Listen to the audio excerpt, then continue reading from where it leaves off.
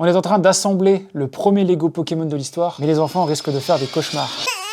Attends à la fin de la vidéo pour voir le massacre. Ce Lego est un festival de couleurs. On sait que Pikachu est majoritairement jaune et noir. Là, tu peux voir qu'il y a du violet, du rouge, du bleu, du vert. Ça permet à Lego de nous aider à nous y retrouver parce que c'est quand même un gros set. Comme ça, la construction est plus facile. Et je te rassure, les pièces de couleurs qui ne sont pas jaunes et noires ne se voient pas à l'extérieur. C'est vraiment pour l'intérieur de la construction. Il y a quand même des trucs très mignons sur ce Pikachu. Je trouve par exemple que ses pattes à l'avant, elles sont assez réussies puisqu'elles gardent un peu la posture de Pikachu qui a tendance à mettre ses pattes comme ça collées vers l'avant. Donc c'est assez mignon ça. Elles sont un peu articulées pour lui faire prendre plusieurs positions et donc c'est plutôt pas mal. Je suis en train d'assembler la pire partie de ce Pikachu, à savoir la tête. Ça c'est censé être rond, tu vois. Et là c'est hyper anguleux quoi. En fait c'est Pikachu qui vient de se faire opérer tes antennes. C'est exactement ça. Là le problème c'est que Lego fait pas vraiment de miracle, hein. C'est majoritairement des pièces carrées ou légèrement arrondies. Et quand on assemble le tout, bah c'est pas très rond au final. Mais quand même ces oreilles, je trouve qu'on tient un truc avec les oreilles. Elles sont plutôt mignonnes les oreilles je trouve. Il y a quand même un peu d'éléments réussis sur la tête. Donc là, j'assemble la tête sur le buste. Nous venons donc.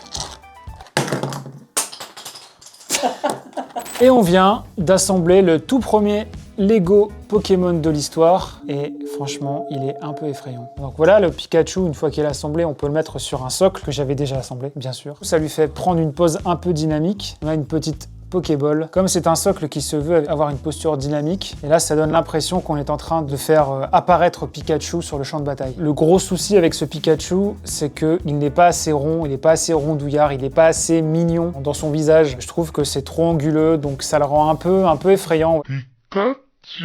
On aurait aimé un Pikachu plus joufflu. En fait, le problème avec ce Pikachu par rapport aux formes rondes, c'est que Lego a une problématique d'essayer de faire rentrer des carrés dans des ronds ou des ronds dans des carrés. Et donc, du coup, ils sont limités par leur inventaire de pièces historiques qu'ils possèdent, quoi. Sur certaines parties du Pikachu, il y a de la rondeur, mais à mon sens, il n'y en a pas suffisamment. Et ce qui est dommage, c'est que quand on regarde dans la gamme Lego Pokémon, parce qu'il n'y a pas que ce Pikachu, on peut voir que Evoli, lui, il est très mignon parce que sa tête est plus petite et donc ils arrivent mieux à faire un sentiment de rondeur. Sinon, il y a quelques éléments réussis, donc les pattes, la queue est plutôt très réussie, sachant que vous pouvez changer le bout de la queue si vous le souhaitez. La Pokéball est réussie, la pose dynamique marche bien. Je pense qu'il est plus joli de loin que de près. Le truc dommage avec ce Pikachu, je trouve, c'est qu'il n'est pas compatible avec la Smart Brick, la fameuse brique qui permet d'ajouter du son et de la lumière aux constructions Lego. Donc en fait, il n'est pas compatible, il n'y a pas de tuile intelligente, donc il ne dira pas Pika Pika. Et à 200 €, c'est quand même dommage.